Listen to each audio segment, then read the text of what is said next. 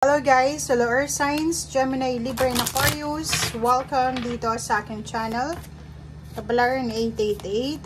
Welcome guys. Okay. Air Signs. Alamin natin kung anong messages, vibration, gabay, energy para sa inyong lahat.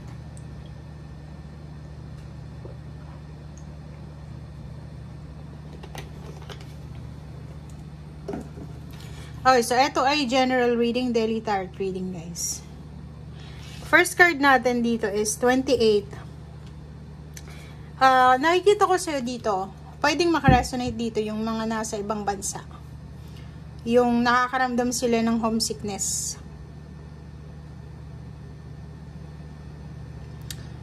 Siguro sa araw na ito, maghahanap sila ng mga solusyon sa problema nila, sa kalungkutan nila, parang ganun.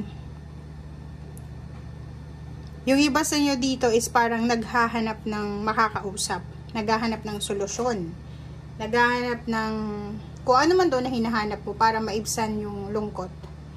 So, medyo malamig yung situation mo, or medyo searching to searching. Hinahanap mo kung saan ka pwedeng maging masaya, maging maligaya. Nakakaramdam ka siguro ng sadness sa araw na ito. Number 3, sinasabi ng barahan na posibleng may mga pag-aaway na magaganap sa mga taong magkakarelasyon, magkaka-business partners, or kung ano pa man siya daw. So, ingat-ingat kayo kasi posibleng isa sa dahilan kung bakit ka malulungkot kasi pwedeng mag-away kayo ng karelasyon mo, ng magulang mo, ng kapatid, or ano pa man. Number 3, time. So, sinasabi ng baraha isang biyaya, isang blessings, mapa-relationship man or money, na talagang nakatadhana, right timing siya.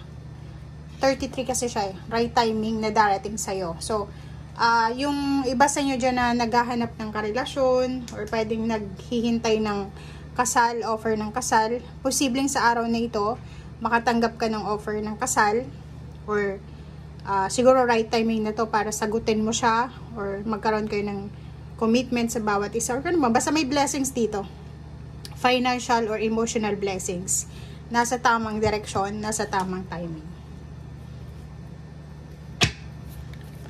Oops. O, diba? 41.5. Yun. Eto, resonated siya dito sa loneliness. May iba sa inyo dyan na air signs na sa araw na ito, medyo nag-aalala kayo para sa mga savings nyo, sa pera. Parang yung iba sa inyo dyan, gusto nyong mag-save, gusto nyong mag-impok ng maraming pera. Gusto nyong mag-save ng mag-save ng mag-save ng mag-save. Parang may trabaho ka na pero hindi ka kontento sa kung ano man tong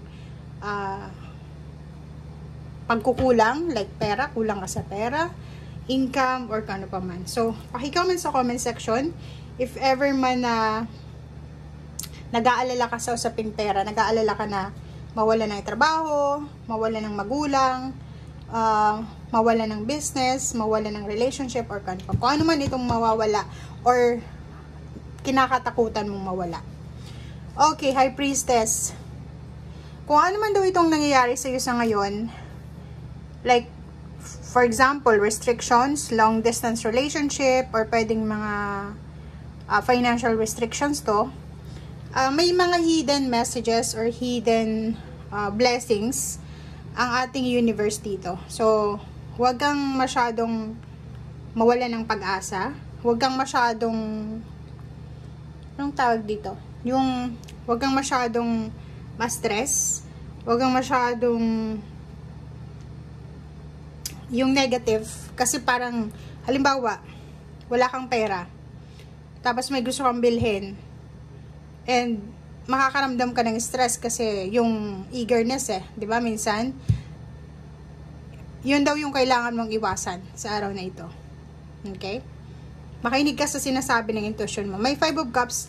May iba sa inyo ditong naghihintay ng tulong, emotional help, or pwedeng message from your loved ones. From 2018. May naghihintay dito ng message galing sa kanilang kapamilya. Naghihintay sila ng confirmation, or kung umuutang ka ng pera, anihintay mo kung approve na ba yung loan mo or ano pa man. Itong Eight of Cups naman is abandonment ng situation. Yun, if ever man may mga restrictions ka sa pera, relationship, or travel, or ano man itong restriction na hindi matuloy-tuloy, ano na lang, tanggapin mo na lang, move on, and let go. Okay?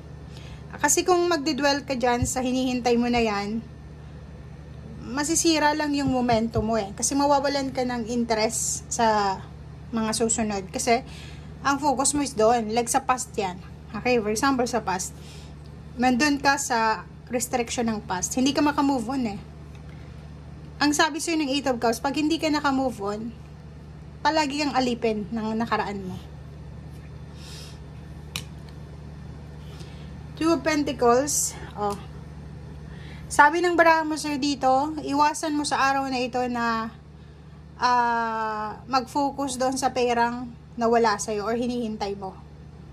Okay? Kasi itong Two of Pentacles is naghihintay ka siguro ng promotion, salary increase, or naghihintay ka na makaipon ng pera. Yun yung focus mo. Kaso lang, unfortunately, siguro mahirap makapag-ipon ng pera sa ngayon, mahirap ma-promote sa ngayon, mahirap makahanap ng bagong trabaho sa ngayon.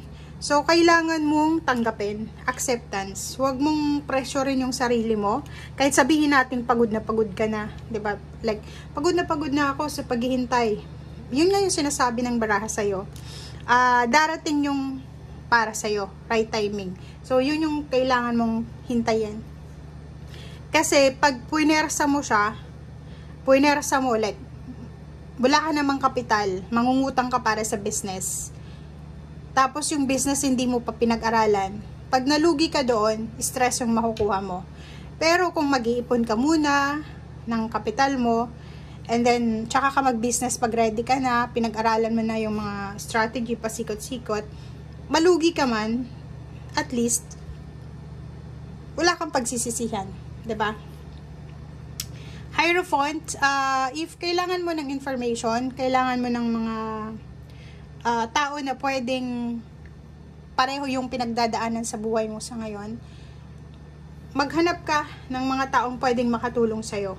Kasi marami dyan like sa iba sa inyo dyan, if yung gusto nyo is business, yung iba gusto makapag-abroad, yung iba gusto magpatayo ng bahay, yung iba naman is gusto mag-asawa, mag-prepare ng kasal.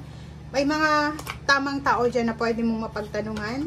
May mga taong pwedeng makapagbigay sa'yo ng tamang information. Yun yung dapat na hanapin mo. Okay? Thank you guys. Lalo sa negosyo. Yun yung, kasi yung focus ngayon is negosyo and relationship. Thank you guys. Bye!